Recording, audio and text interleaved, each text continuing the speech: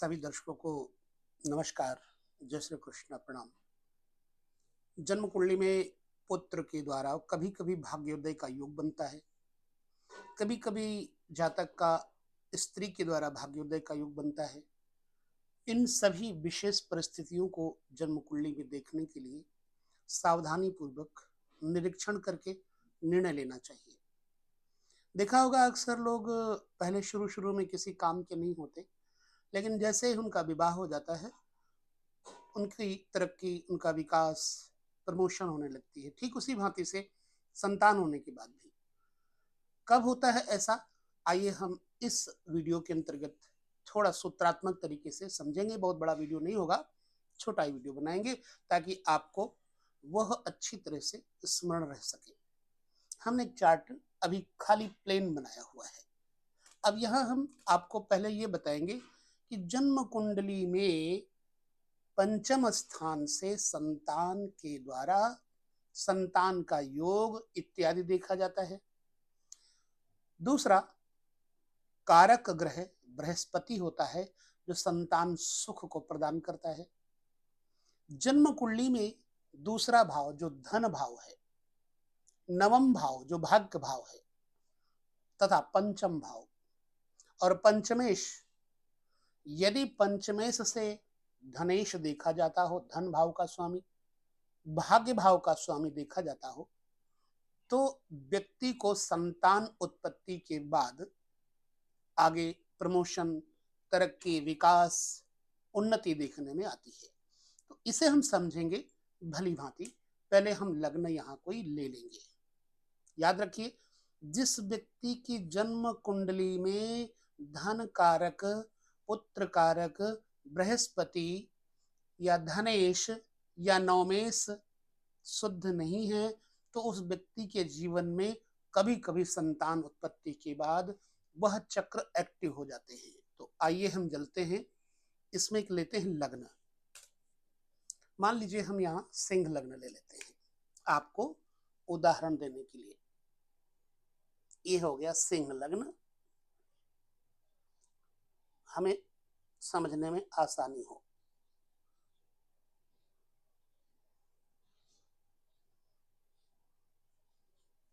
ठीक है, अब यहाँ का स्वामी सूर्य है। इस सूर्य का यानी लग्न का स्वामी मजबूत होना भी बहुत जरूरी है, तभी धन कुछ सुख दे सकता है। धन तभी सुख देगा जब व्यक्ति मजबूत होगा। जब जिसकी कुंडली है वो आदमी नहीं मजबूत होगा तो धन कहाँ से उसको सुख दे सकता है? रोगी आदमी को धन कहाँ सुख देगा? तो ये हो गया लग्न, सूर्य हो गया लग्नेश, 2 नंबर पर हो गया धनेश, और बुध हो गया धन का स्वामी। लेकिन धन का कारक बृहस्पति है। लग्न, लग्नेश, धन, धनेश, पंचम, पंचमेश, यहां से पुत्र का विचार किया जाता है। ठीक है, पुत्र सुख देगा या नहीं देगा, यहां से स्वयं का विचार किया जाता है, यहां से धन का विचार किया जाता है।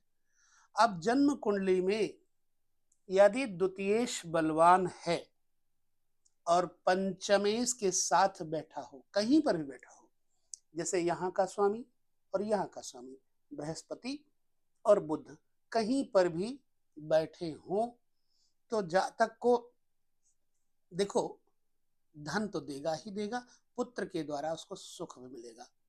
फिर से कह देता हूं, द्वितीयेश बलवान हो, पंचमेश के साथ बैठा हो, अथवा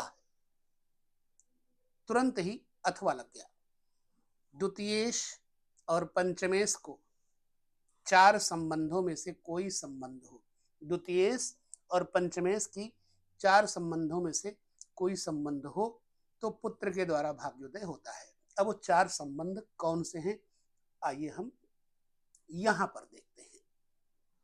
यदि पंचमेश नवम स्थान पर हो, यहाँ का स्वामी ये नवम स्थान है, मान लो बृहस्पति हो गया पंचमेश, पुत्र का कारक। यदि पंचमेश नवम स्थान हो अथवा नवमेश पर पंचमेश की दृष्टि पड़ती हो। जैसे नवमेश हो गया मंगल, ठीक, या तो मंगल एक साथ बैठ जाए या पंचमेश की दृष्टि यहां पड़ जाए मंगल के ऊपर, तो जातक का पुत्र के द्वारा भाग्योदय होता है। नंबर 2, यदि पंचमेश नवम स्थान हो और नवमेश भी उसके साथ हो, अथवा नवमेश पर उसकी दृष्टि हो तो पुत्र द्वारा धन प्राप्त होता है। ये तो बात मैंने बताई। यदि पुत्र कारक बृहस्पति, पुत्र का कारक बृहस्पति पंचम स्थान में हो, मान लो, इसे मिटा देते हैं, नहीं आपको कंफ्यूजन होगी, पेशेंस रखेंगे तो समझ पाएंगे। हम मंगल को यहीं बैठे रहने देते हैं, ये भी मिटा देते हैं, नहीं आपको दिखने में मुश्किल आएगी। यदि पुत्र का कारक बृहस्पति है, वैसे यहां पर पुत्र का स्वामी, पुत्रेश का स्वामी ही बृहस्पति है, लेकिन कोई भी यहां लगन हो उसका कारक बृहस्पति होता है। पुत्र कारक बृहस्पति पंचम भाव में बैठा हो, ठीक, और वहां पर नवमेश की दृष्टि पड़े, जैसे ये मंगल यहां बैठ करके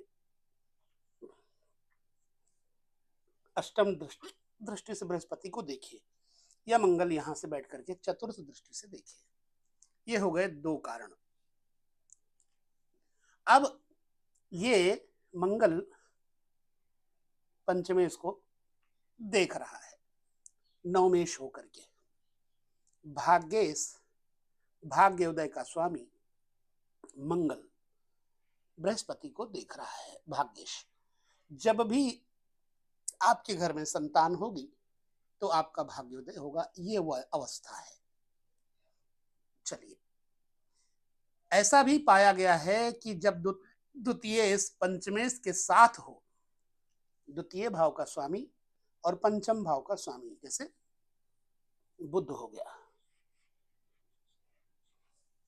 द्वितीय और पंचमेश एक साथ हो गए, और बृहस्पति पर लग्नेश की दृष्टि हो, तो पुत्र द्वारा भाग्योदय होता है। बृहस्पति पर, जैसे यहां बृहस्पति बैठा है और यहां से सूर्य देखें लग्नेश, तो ऐसे व्यक्ति को पुत्र के द्वारा भाग्योदय में सफलता मिलती है। यदि पुत्राधिपति, बृहस्पति को पुत्राधिपति कहते हैं, यदि पुत्राधिपति बृहस्पति अथवा पंचमेश नवमस्थ होकर, यानी नवम भाव में बैठे हो और नवमेश से युक्त होकर, अथवा नवमेश पंचमस्थ हो, तो पुत्र के भाग्य की उन्नति होती है, ठीक, यानी कि पुत्र के भाग्य की उन्नति होती है। हमने यहाँ पर जो आपको संतान पक्ष के द्वारा भाग्योदय की स्थिति बताई, वो आपको याद कर लेना चाहिए। भाग्येश यहां बैठ करके पुत्र भाव के स्वामी को, बृहस्पति को देख रहे हैं। यहां पर पंचमेश बृहस्पति सूर्य देख रहे हैं।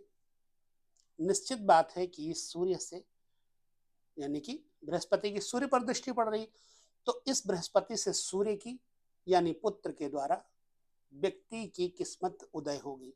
लग्नेश को पंचमेश देखता हो या लग्नेश पंचमेश एक जगह बैठे हो और भाग्येश की दृष्टि हो, तो भी जातक को पुत्र जन्म के बाद तुरंत ही भाग्योदय की प्राप्ति होती है। तो ये कुछ बातें आपके सामने हमने कही, हो सकता है आप इसमें कंफ्यूज हो, तो हम और स्पष्टीकरण देने का प्रयास करेंगे। मूलतः पुत्र का स्वामी, पुत्र का कारक यदि भाग्येश के साथ कहीं युति करता है और धनेश भी वहां युक्त हो, तो व्यक्ति को पुत्र के द्वारा धन की प्राप्ति होती है।